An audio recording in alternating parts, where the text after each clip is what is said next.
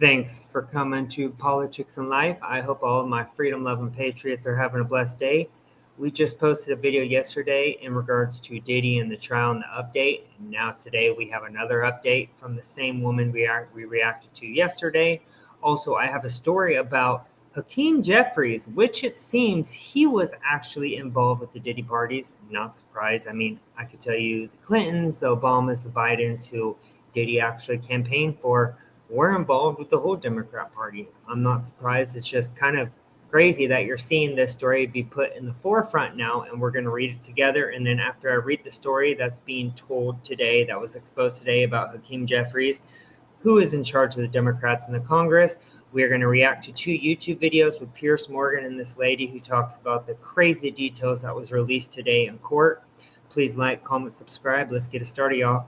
So it seems like as of today, we're going to read this, and then we're going to straight to the videos. Hakeem Jeffries implicated in the Diddy trial. According to testimony, Jeffries was reoccurring guest of honor at covert Communist Party freak-offs themed around exaggerated communist nostalgia, whatever that means. Sources familiar with the investigation said the parties begin with theatrical and controversial acts, including stage flag-burning performances meant to lampoon Cold War hysteria. Diddy claimed Jeffries often insisted on the presence of young Hispanic male performers costumed as flamboyant versions of Fidel Castro, complete with glitter, covered fatigues, and choreographed cigar routines. This is going to get way more crazy before it's all over. That is disgusting. But I mean, I could see Hakeem Jeffries. Hakeem Jeffries is a disgusting human being. He is the Dollar Tree Obama wannabe, as I've always called him. He is not a bright person. He is a very stupid person.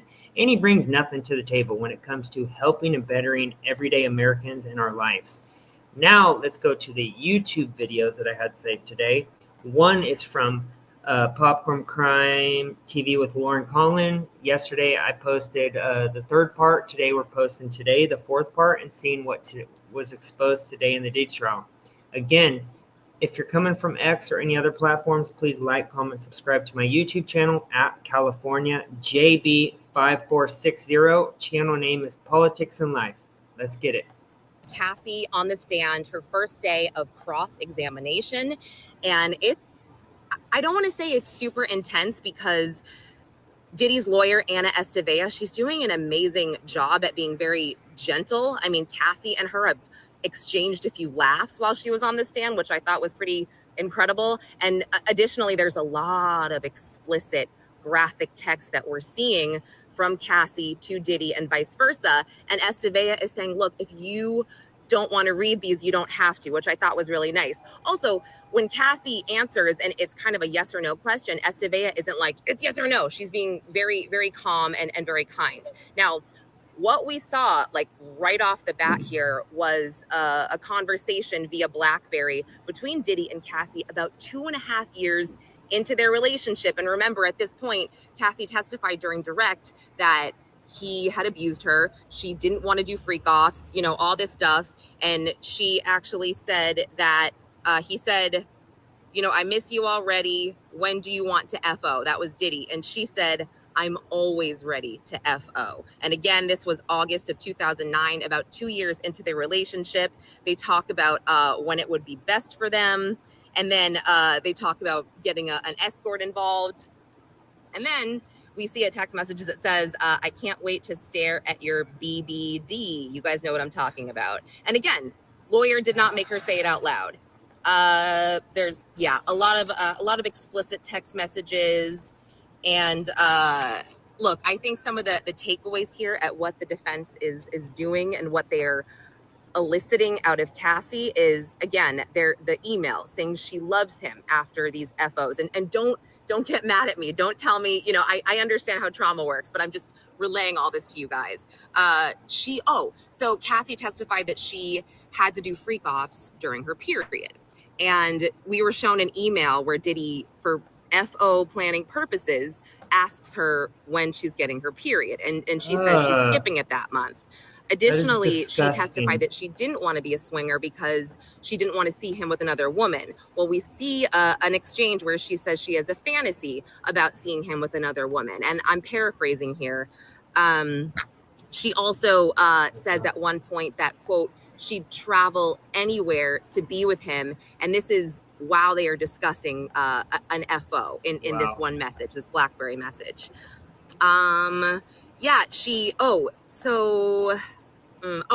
another big thing here is the drug talk and the opioid talk. So Cassie testified that Diddy told her he was addicted to opioids. And the defense is basically saying, well, did you see him try to get off these opioids or come down from them? And she said, yeah. And then they said, well, that makes one volatile, angry. And again, I'm paraphrasing, but basically what they were alluding to is that Diddy's violent behavior and aggressive behavior and all of his mood swings that she talked about were because he was coming down from opioids. Let me make sure. I feel like I have so many notes from today. Yeah, again, a lot of graphic messages, mainly about Cassie saying how much she liked it after it happened. It was so good. And she's talking about FOs. Oh, something really big that they're trying to prove here. Cassie felt like she didn't have the words to relate to Diddy because she was so young that she didn't want to do this and yada, yada, referring to the FOs. Well, we've seen a lot of messages from Cassie to Diddy that are paragraphs, let's say, explaining certain things to him, really seeming to wear her heart on her sleeve. At one point, she said, look, I'm unsure about the FOs because I feel like, before when we were doing them, and this is a few years into their relationship, she said, before we were doing them, I could spend time with you after. Now we're doing them and you're leaving right away for work. And I'm not getting that time. Yeah, because he's a sex addict. He thinks that he is superior over everyone. When you are in a position where you could just get drugs like that, get women and sex workers like that, get these high-end actresses, actors, and movie stars like that, throw these big-ass parties like he did, and pretty much get this blackmail on all of Hollywood just like Epstein did. It takes a lot to satisfy a man like that. And I'm sorry, he is a disgusting human being and deserves the rest of his life to be stuck in a jail cell by himself. Or I like to think that people like Diddy need to be put down because we don't need people like that in this world at all. With you. So the defense is kind of like, well, it looks like she's able to communicate this stuff. And is it fair to say that this is the reason that you didn't want to do freak-offs? Not everything that you testified yesterday. Again, don't get mad at me. I'm just explaining about what the defense's strategy seems to be and what they're going for. They also went into the fact that, look, you testified that it would take you days to come down from these FOs and you would waste so much time of your life trying to recover. Diddy was doing the same thing. He was coming down from these too. Is it fair to say that he was still running a business, running running his own life, running Bad Boy Records and traveling here and there, basically saying, well, he was fine. He didn't have to recover for days. That's your problem. Again, just some observations. Cassie doing a great job holding it together, so calm, so poised. And Anna Estevea, really great. I mean, a lot of defense attorneys can badger these witnesses and really come across unlikable to the jury. But like I said, they're sharing laughs. They, she's not too aggressive. She's getting her point across without being a jerk. So I will give you guys more later.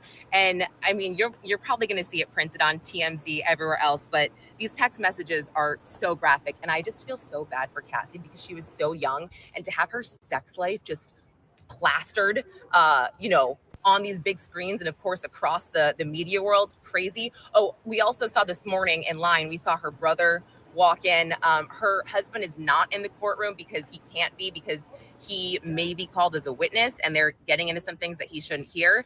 But he was here yesterday. But anyway, more later. Thanks, guys.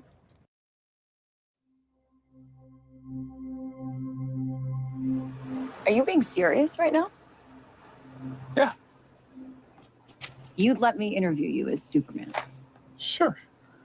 All right, guys, one sec. Let me know if you can hear me. I'm trying to figure out the situation with my camera right now. For some reason, it is not working. But let me know if you can hear me. Pedophile's phone. And in that phone, you will see a list of trophies.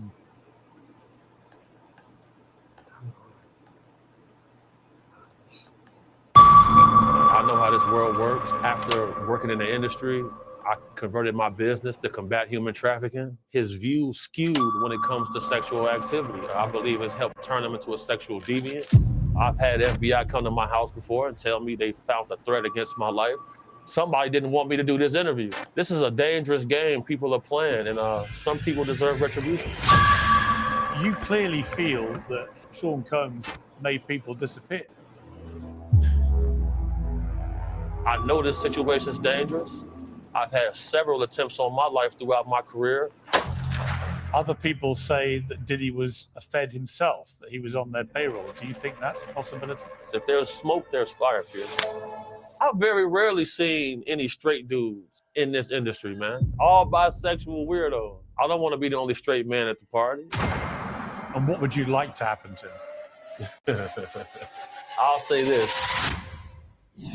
The opening days of Diddy's trial in Manhattan have been gripping, lurid, shocking, and revelatory. It's everything we should have expected from a federal case against a mogul and megastar who stands accused of sex trafficking, racketeering, and conspiracy. My next guest has been watching these week's proceedings with a particular and personal... Sorry, guys. I was having camera issues. I'm just using my laptop camera. I know it's not as clear, but if you are coming from X, I see there's a lot of people from X. Please subscribe to my YouTube channel, helping America First Conservative out. My YouTube is at California JB5460. The name of the channel is called Politics and Life. I would appreciate if you guys can go give me a follow over there. I also follow all people back who also have YouTube channels. Let's get it started. Interest. Big Homie CC is a celebrity bodyguard and security entrepreneur, and he joins me now. Big Homie, thank you very much indeed for joining me. Hello, Piers. How are you today? Yeah, good, thank you. We're 2 days into this case against Diddy. What is your gut feeling about what's going to happen here? Well, my gut feeling on what's going to take place is, well, we're going to see a lot of strange things take place due to the fact that I know how this world works. After working in the industry, I converted my business to combat human trafficking. Last year, my team brought home 17 people, 4 children, 1 boy. And whenever these trials come about, the closer you get to the trial date, a lot of things start happening to remove people from the case that are going to strengthen the case for the prosecution. And I feel like we're watching that take place now with one of the male sex worker guys who provided tapes to the feds. He's disappeared. And this is similar to what happened in the Tory Lanez case, where the bodyguard whose DNA was on the weapon, he disappeared. So I expect to see a lot of strange things take place. I expect to see the defense team do a lot of steps to lighten the image of Combs. And we've been watching that take place. From what you know about him, Sean Combs, obviously the perception of him has changed dramatically since these allegations were made and since he got charged. I mean, from everything we're seeing now, he seems a very unpleasant, nasty, violent piece of work. Is that a correct assessment? That's exactly it. The assessment is going to be correct. So what I've learned is whenever you see a gentleman like this from affluence and power, whenever they have an addiction to MDMA or the drug ecstasy, they call it the love drug. So he's been doing this drug for over 20 years. So that's going to lead his view skewed when it comes to sexual activity. I believe it's helped turn him into a sexual deviant. And, you know, what type of man wants to see another man urinate in his wife's mouth? I feel like So it's disgusting. evil. I think his behavior is egregious. Disgusting. Like I said previously, when you have that much power and fame and you just have everything that could just be handed to you just like that because you are a powerful person, nothing satisfies you, especially when you're a sex addict like it seems like Diddy was. Disgusting behavior. And, you know, I have a history of using very heinous acts on people like this who participate in this type of lascivious acts. Why do I use Navan? No one asked you! It makes managing business As we're talking, Cassie Ventura, who was his longtime girlfriend, is one of the two people who the feds have brought this case with. She says that Combs would bash on my head, knock me over, drag me, kick me. Asked how often, she replied, too frequently. She says she didn't want to participate in the freak-offs, as he called them, but she did so because she loved him very much and wanted to make him happy. She told the jury she was scared of what he would do if she said no. Physical violence from Combs, she said, was always on the back of her mind. He wanted to control every aspect of her life, from how she looked to her work. And when he couldn't reach her immediately, he and his employees would call her incessantly or come and find her in person. So she's building a picture of a violent control freak. Is that a picture that you recognize of what you know about this? Right. So definitely, these are traits that I recognize. In the field that I work in, whenever we get a call for a retrieval and a family is concerned about a loved one, those same characteristics that this woman listed is the same things that streetwalkers will list about their boyfriend, which is actually their pimp and panderer. That's why I have an affinity for people who are survivors of this type of nonsense and oppression. And this sounds familiar. You know, along this path, I've been poisoned 3 times. My toxicology report showed cyanide. And, you know, cyanide metabolizes into pneumonia in your body. So I've had pneumonia on 3 occasions.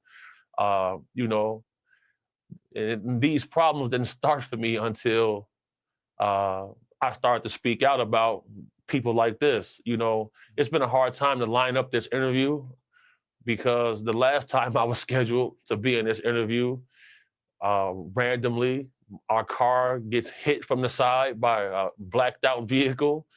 No license plate. That's happened 3 times this month so far. Really? Somebody didn't want me to do this interview. Yeah, somebody didn't want me to do this interview. You know, I'm somebody where I've had FBI come to my house before and tell me they found a threat against my life. So, you know, I'm well versed in this world. But, you know, I got round the clock security. One of them was sitting right here with me right now. This is a dangerous game people are playing, and it's a good feeling for me to see the justice system prevail, and some people deserve retribution. You clearly feel that Sean Combs, over the years, has made people disappear. Right. Well, Piers, let me ask you a question. From your journalistic perspective, have you ever noticed how in this industry, people untimely meet their demise as soon as somebody else seems like they're having a problem?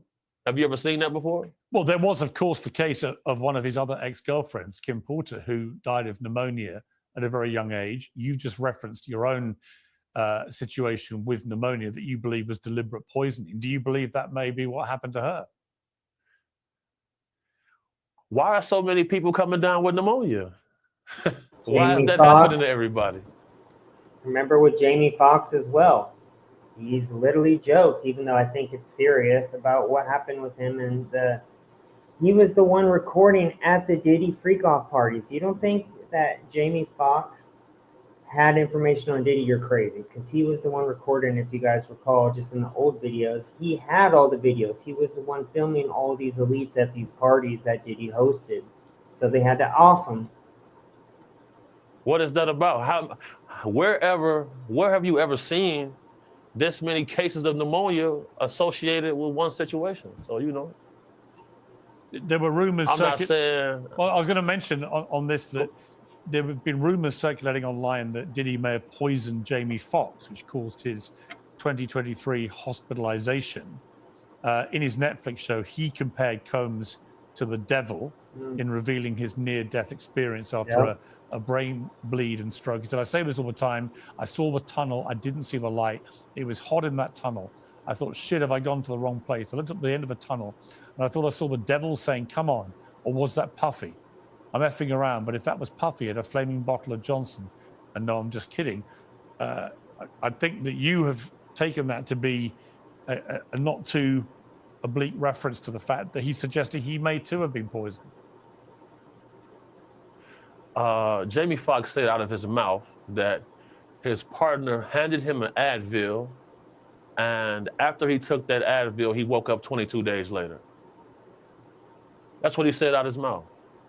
I feel like us as a species, I feel like human skepticism has become a virus, because if we don't trust the words of our peers, where are we as a species? You know, eyewitness testimony and circumstantial evidence is enough to get a person a life sentence in any court on the earth. Why is it that when people are whistleblowing and putting their life and livelihood on the line, they receive so much scrutiny? I don't think that's by chance. Tax day has passed, but for millions of Americans, that's where the trouble begins. The IRS is now ramping up enforcement for those who missed the April deadline or still owe back taxes. Well, today's sponsor, Tax Network USA, can still help. If your books are a mess, if you're self-employed, or if you're a business owner, Tax Network USA specializes. This is Pod 5, the first fully immersive sleep system. Intelligent. I mean, why would Diddy want to poison Jamie Foxx? If you know that you have, well, just to give some insight to people watching, when you come under federal investigation, they send you a target letter. You know, you get informed that you're being investigated. So if you wanted to tie up loose ends and you were concerned that people that you knew could incriminate you, you may have interest in eliminating them. We've seen this all throughout history. I mean, this sounds kind of mafioso stuff, but I sense that you're talking from a lot of experience here, that you genuinely believe this is a highly dangerous situation involving a highly dangerous man with very dangerous people acting on his behalf, potentially. Oh yeah, I'm definitely speaking from experience. This is definitely a highly dangerous situation because this guy was the middleman. He was the party guy. He was the person who lined up the parties and festivities for a lot of guys a lot more wealthy and affluent than him.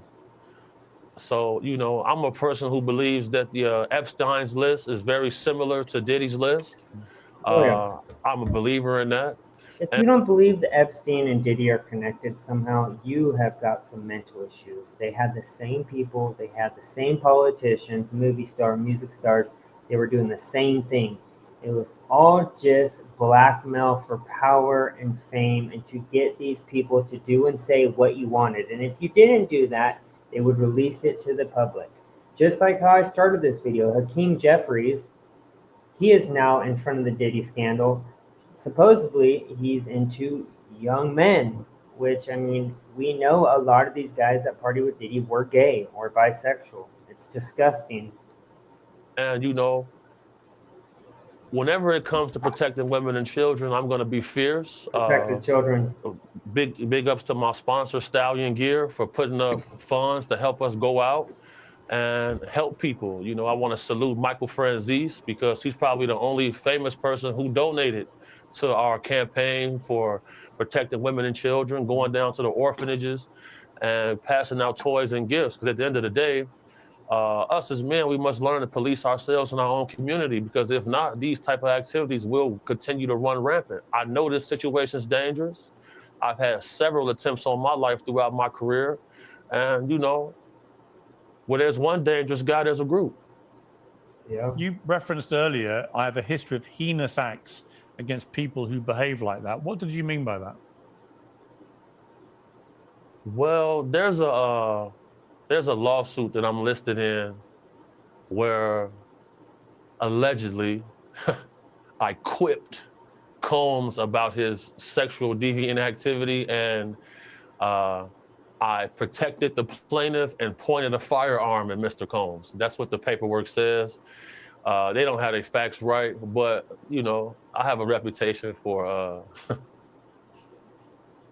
you know, maintaining a proper balance. What was he doing, Combs, at the time?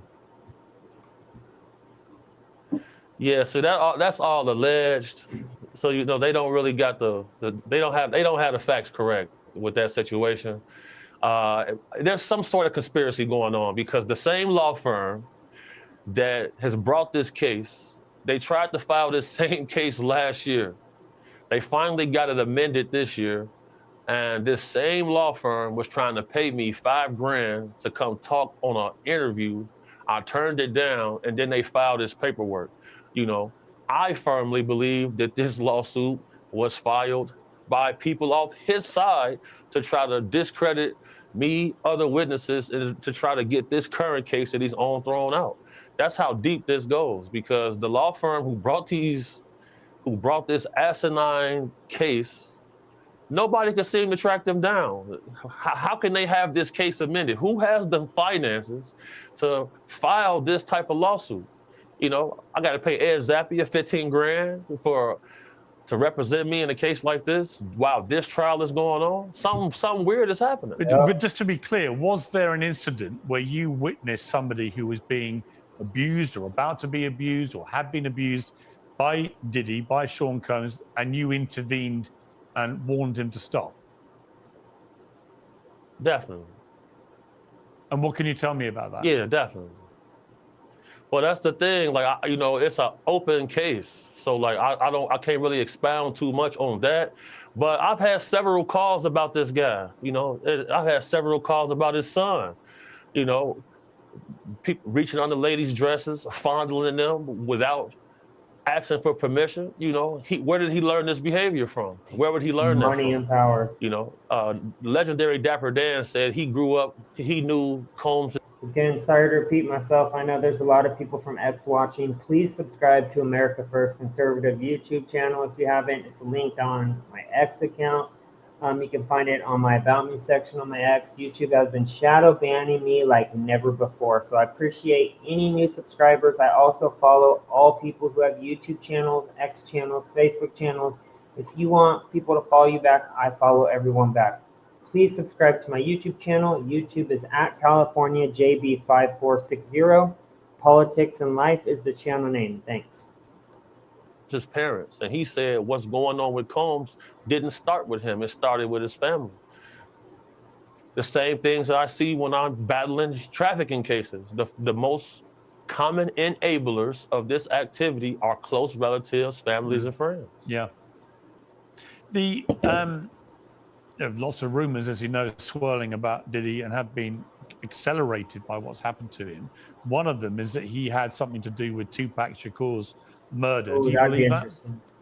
Also, if you guys ever saw when Tupac, before he went to jail and came out as a gangster, did you guys ever see his older videos of him as a young adult?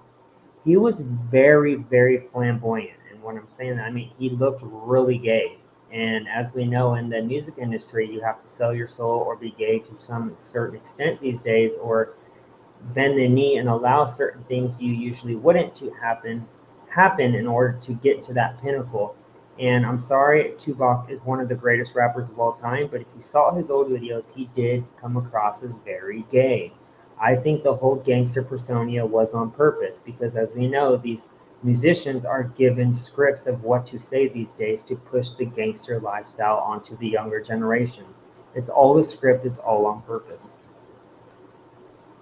Well, you know, when it comes to situations like that, you got to look at the list of facts.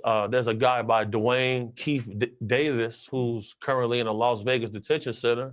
And, you know, he swears up and down that Combs promised him a payment to unalive the rapper, and the rapper became unalived. Then, you know, FBI say Eric Von Zip intercepted the payment and kept it for himself. Like this, the paper trail wouldn't exist. If there's smoke, there's fire, Piers. Other people say that Diddy was a Fed himself, that he was on their payroll. Do you think that's a possibility? Well, you know, that's definitely a possibility, but oftentimes in my culture, being an African-American male, sometimes we can believe that we're bigger than the program. And the moment he decided to sue the liquor company Diageo, that's when all of the onset of these problems started. You know, when you offend a list of board of directors and all of them are richer than you can get the short end of the stick. And that's what we're watching happen here. Big homie, we've all heard a lot about these freak-offs.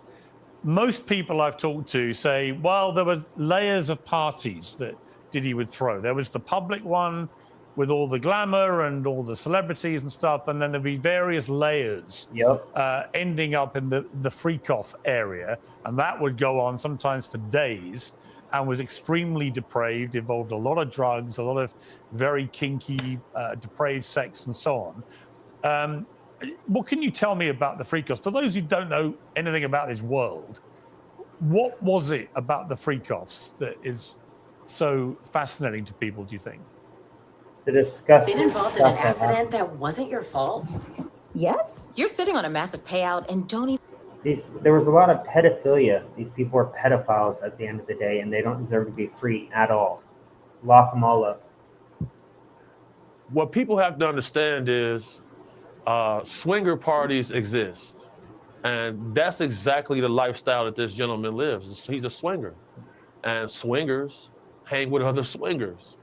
That's what it is. Like, the term freak off has become sensationalized by media, but what the true nature and name for this event is going to be called a swinger party, Piers.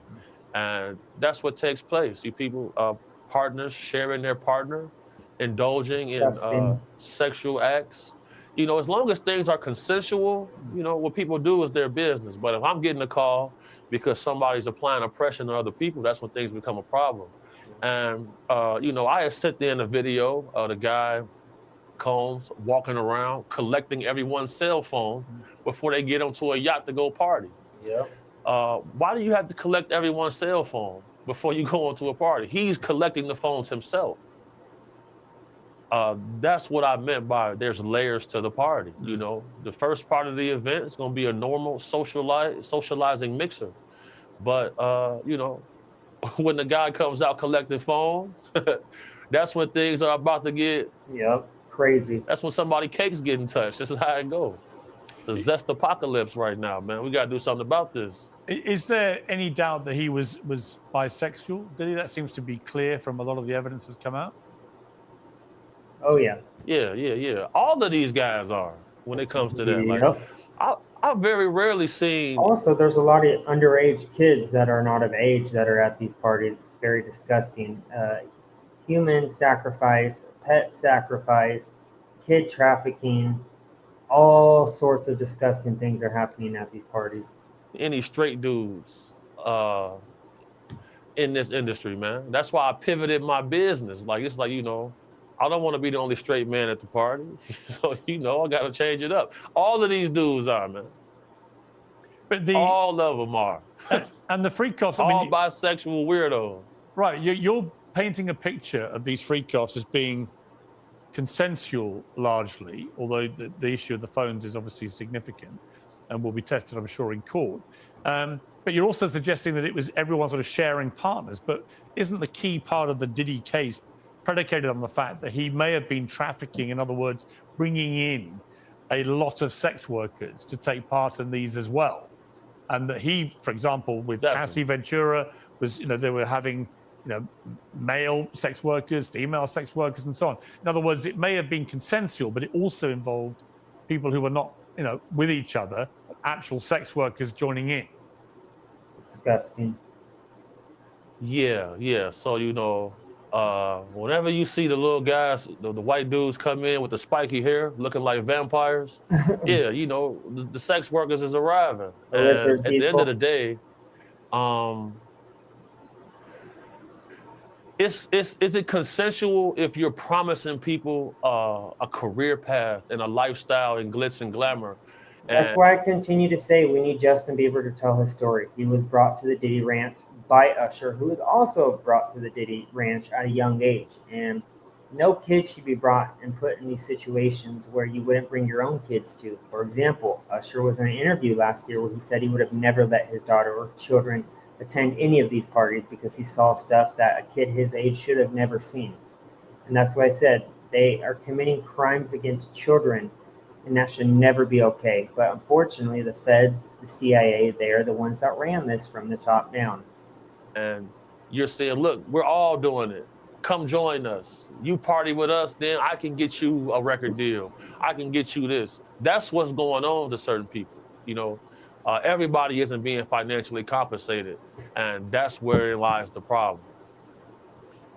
Big Homie, you've referenced the fact that several times we tried to do this interview and stuff happened to you that was very concerning. Car with blacked out windows and so on, engaging with your vehicle and so on. Now that you've given this interview and you've gone public again and made it very clear what you think of Sean Diddy Combs, do you fear about reprisals?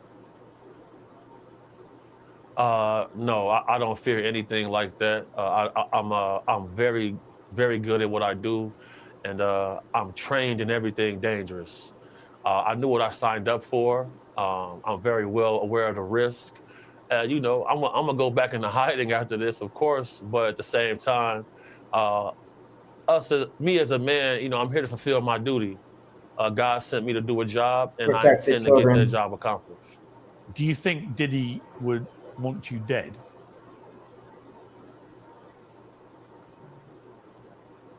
Probably be in his best interest if I was.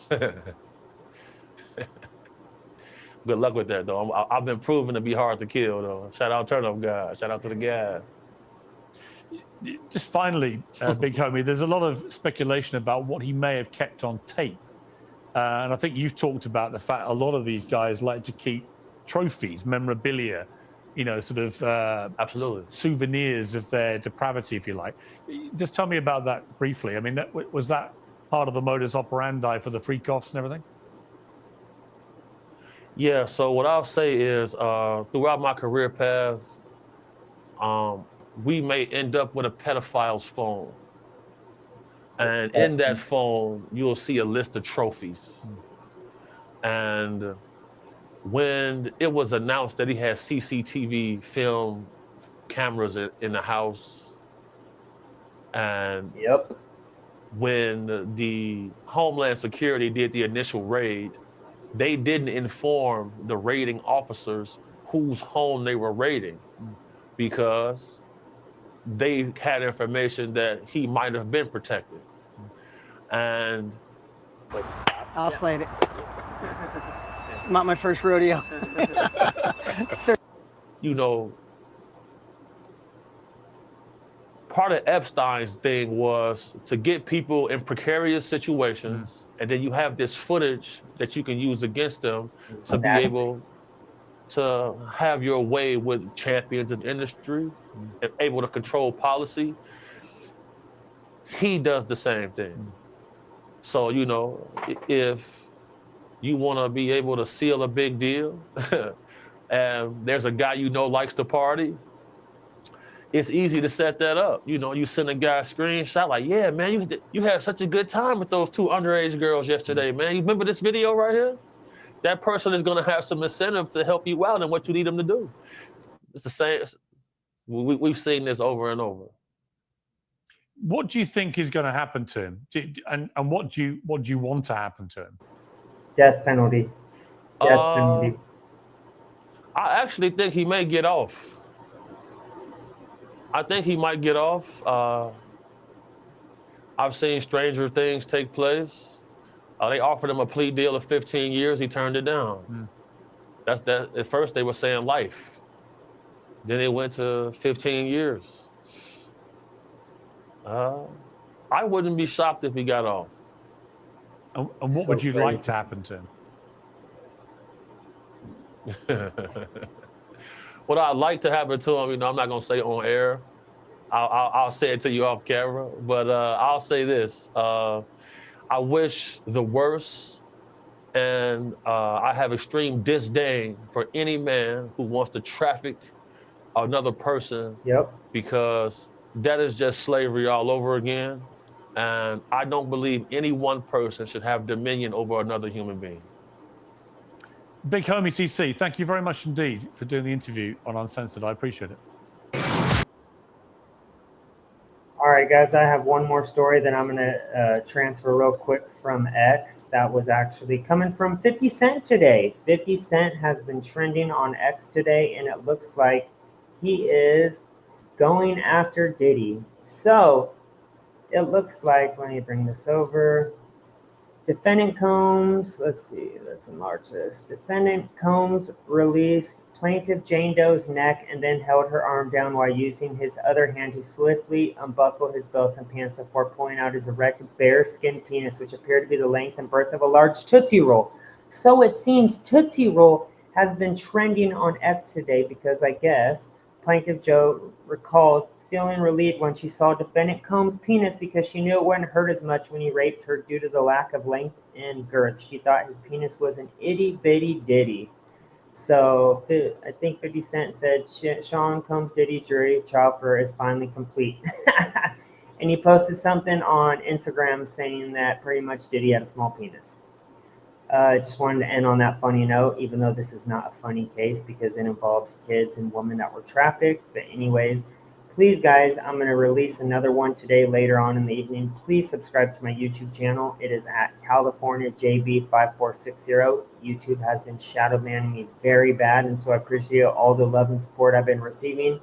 My channel name is Politics on Life, which you can also find on X with all of the daily videos I upload from my YouTube channel. Hope you guys have a blessed day. Love you guys. Peace.